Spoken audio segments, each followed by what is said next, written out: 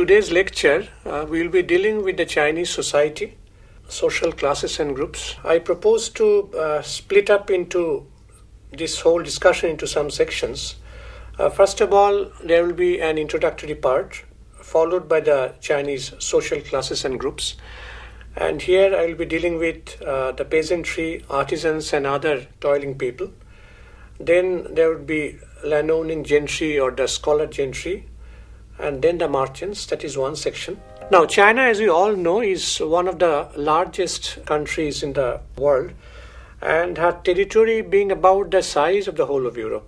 It is also the home of 56 nationalities, and majority nationality is a Han nationality, which comprises more than 95% of the Chinese population.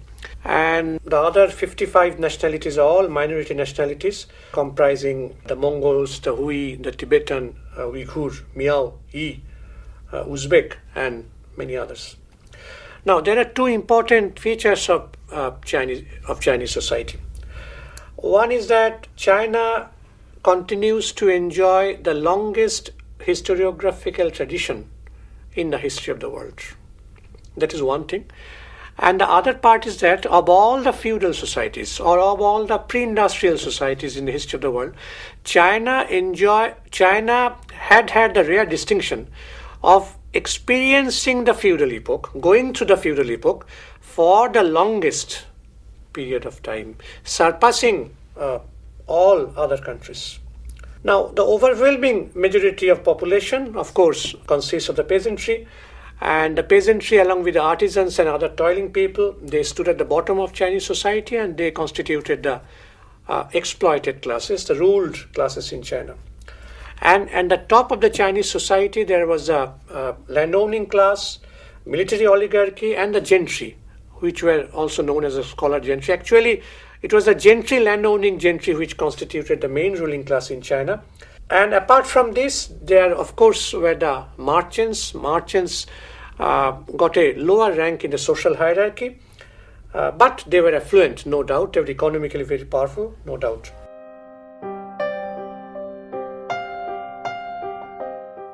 The basis of the Chinese society was a family. That was the basic unit. And in fact, family was the state in miniature in China. And within the family, it was a father who was all-powerful. He was a patriarch. He was all-powerful. And he was also the supreme autocrat within the family. And he enjoyed absolute power over all family matters.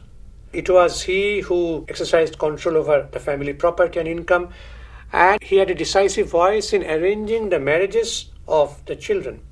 Now, what is important is that whether in slave society or in feudal society, the domination of patriarchy, the domination of age over youth, that was evident in the Chinese family. That is an important feature of the Chinese family or the Chinese society.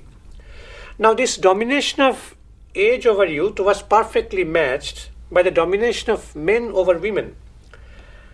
In the Chinese family, a girl did not have any rights whatsoever. The girls were universally illiterate. They had no rights over family property. They had no say, absolutely no say in their own marriages. And their status within the family was codified in the three bonds, quote unquote, the three bonds. It was these three bonds were emphasized by the Confucian scholars, Confucian philosophers.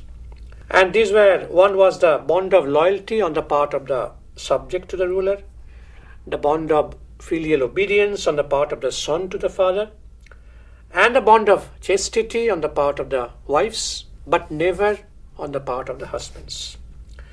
This was the family, Chinese family. Coming to the peasantry, they constituted the overwhelming majority of the Chinese population, and it was not an undifferentiated class. It was split up into at least four sections. We have the rich peasant, we have the middle peasant, we have the poor peasant, and we have the landless peasant. And most of the peasants were under the grip of landowners who subjected them to exploitation of various types. one of the main forms of feudal extraction was exploitation was the extraction of rent. That is quite common everywhere else, not just in China, but in all other feudal societies. And the extraction of rent by the landlords to the maximum possible extent was the typical form of feudal oppression. And in fact, the peasantry was exploited to such an extent by the landowners that they were deprived not only of their surplus product, but also a part of their necessary product. That is, surplus product is that which is something above what was needed for his basic subsistence. And the necessary product was that what was the basic minimum needed for his own subsistence. Now, the surplus they were deprived of the surplus, and they were also deprived of a part of the necessary product. That was the situation. And the Chinese feudal system created its own tax collectors, its own courts, its own police system, all of which served the interests of the ruling classes in China. It was always the oppressed sections that were at the receiving end. That was the common feature. Joseph Needham, in his monumental study on science and civilization in China, has suggested the term bureaucratic feudalism while he dealt with Chinese feudalism, because he feels that there was a unique combination of economic and political power in China. Besides peasants, the artisans formed another important group in the social hierarchy. And here we have the town-dwelling artisans. We have also the village-dwelling artisans. Now, town-dwelling artisans formed themselves into guilds. Guilds were there in every country of the world, you know. And it was they who exercised control over production and marketing in each professional sector, such as weaving, shoemaking, bamboo handicrafts, gold working, and so on and so forth. And besides the town-dwelling artisans, there were part-time rural artisans who devoted one part of their time to artisanal production and another part to the cultivation of the soil. So there were part-time artisans and part-time peasants. As in our country, as in India, there was a blending of agriculture and handicrafts in the countryside of China. And apart from the artisans, there was another large section in rural society made up of day laborers, the vagabonds, the boatmen, the peddlers, and porters, who also constituted part of the exploited classes in China. From the ancient days, China witnessed the emergence of a new social class of a very different type, which could not be seen either in India or in the West. This social class is known as the Gentry class, which actually formed a ruling class in China. And they were also known as scholar gentry or scholar officials. This Chinese gentry should be distinguished from the European gentry, or let us say the British gentry. In the case of Britain, we have the emergence of the gentry after the dissolution of the monasteries, and this English gentry was landowning gentry, but which had capitalistic tendencies. It was not a feudal gentry. It was a capitalistic gentry owning landed estates. On the other hand, the Chinese gentry had nothing to do with capitalism. The Chinese gentry was a typical feudal gentry, feudal in character, and J.K. Fairbank holds that the Chinese gentry could be understood only in a dual political and economic sense, as connected both with land holding and office holding. They had economic power and political power, both of them. And actually, they constituted the ruling class in China, and they exercised control over power, over knowledge, and also over land. The point is that in practice, individual members of the gentry did not possess or did not hold all of these resources or in equal quantities. There were some educated people who failed in the Confucian examinations, and there were still others who refused to take the Confucian examinations. Side by side, only a limited number of the gentry became office holders, got top official posts, doing political and administrative duties. Now, as for the ownership of land, it was no doubt the main source of economic power in ancient China, as also in medieval China, no doubt.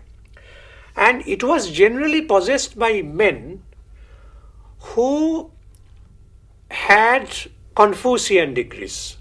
That is, who had passed a series of Confucian examinations.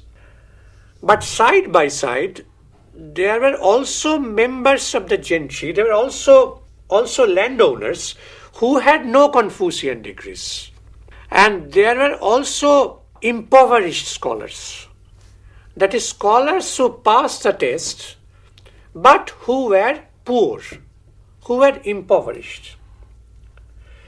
But the point is that even though they were impoverished, they were poor, since they were members of the gentry, they had many avenues to get rich, particularly by marriages, so that they could inherit the wealth, the property of father-in-laws. So this was the gentry, which enjoyed in various degrees in economic, political, and they had power, and they had also education. The members of the gentry also enjoyed various legal privileges. They were entitled, as in other places, to special treatment in the courts, and if they were found guilty of committing a crime, their sentence, their punishment would always be lower than the statutory penalty. That is quite clear. And the gentry families, they lived in the walled towns and not in the villages. That is very important. The towns were walled because there had always been threats of attacks by the rebel peasants. It has been pointed out by the French historian Chéneau that there was a threat of constant peasant revolts. So in order to make themselves safe, they raised walled towns and they lived inside the walled towns. And the gentry formed a stratum of families actually based on landed property, who stood in the midway between the peasant masses on the one hand and officials and the merchants who were in charge of the overall administration and commercial activity on the other. But actually they constituted the real ruling classes in China. Trade, commerce and manufacturing activities developed to a very large extent in ancient China and also in medieval China. But despite this, the merchants were given a low status in the social hierarchy. The main reason, according to Chéneau, was that the inferior status represented the defensive reaction on the part of the feudal society. Defensive reaction against economic forces that were threatening the social equilibrium. Since the society was feudal and the merchants were representing new elements, new forces, so the people felt, the ruling classes felt that it might be their rise to power, rise to economic power could legitimately pose a threat to the existing social order. But one point is that the Chinese ruling classes time and again became dependent on the merchants for money. Whenever there was any crisis, they were to turn towards them. And they, in fact, the rich merchants were accommodated through the back door. And what was the back door? They could purchase Confucian degrees. They could buy Confucian degrees by paying money. And when one merchant got a Confucian degree, there was an enhancement in his social status. So he could, in this way, he could bring his social status into harmony with his economic power. You said that China has the longest historiographical tradition in the world. Why is it so? Definitely the Chinese had strong historical sense.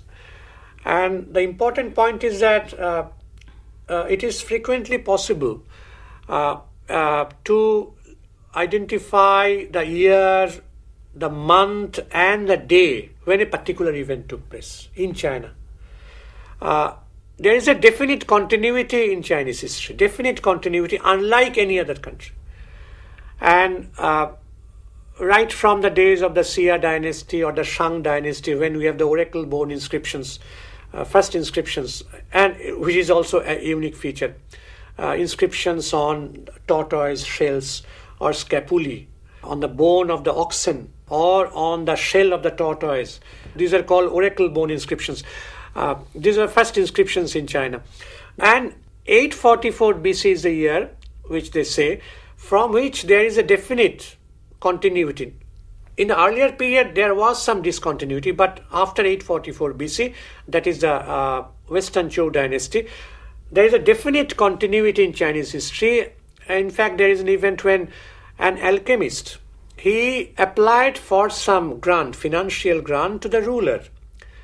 And the year, month and the day, all were mentioned, recorded. In China, it was year, month and day at that time. And that was mentioned. Now, that was something which is unique. In Indian history, we hardly have any written history in the ancient period. We have, of course, we have Kautilya's Arthashastra, which is not history, but which is a treatise on statecraft. So, China or India does not stand in comparison with China, or any other country does not stand in comparison with China in historiographical tradition. That is something which is a unique feature in Chinese history. China has the longest experience of feudal echo. So yes, feudal epoch, yes. Why is it so? In the history of China, there was a succession of social stages, no doubt. We have slavery during the period of the Zhou dynasty, or earlier also from the Shang, then followed by Zhou, Western Zhou, Eastern Zhou. Now, and it was during the period of Confucius. We'll deal with Confucius. That is 6th century BC. There were two other things also. Spring and autumn period, that was followed by the warring states period. These were periods of intense warfare among feudal principalities. Because in the slave society of China, even in the Eastern Zhou dynasty, there was the emergence of feudal elements. Decline of the slave society that had been appearing, the new social forces had been appearing. There have been slave rebellions also against Zhou rulers or governors of different provinces, different states. Now, in fact, Chinese feudalism or forces of feudalism appeared in Chinese history in the 6th century BC or 5th century BC. That was the period. In the case of India, we have it in the late Gupta period, that is 4th century, 5th century AD. In the case of Western Europe, 5th century AD, who followed the Western Empire, 476 AD. So there is an almost 1,000 year gap between the emergence of feudal forces in China and the emergence of feudal forces and feudalism either in India or in Western Europe. Of course, the feudal empire in China emerged under the Qin dynasty, Qin Shi Huangdi, 221 BC, that was the year, who raised the Great Wall of China. He started the Great Wall of China. So this is a rare distinction, and it is because of this that class contradictions were very sharp in China. Class contradictions between the feudal lords and the serfs or the peasants, that was very sharp. And that is the reason again, which is another important feature which I have not mentioned. And that is, in China you have the largest number of peasant rebellions in the history of the world. Because it had passed to the feudal stage, experienced feudalism for the longest period of time. And that is the reason why class contradictions were very sharp, very intense. And that is the reason again why peasant revolts are in various forms, not always like war, but revolts of different types, protest movements of different types, riots of different types, of different dimensions, that took place in China. So that is something which is not seen in any other country of the world.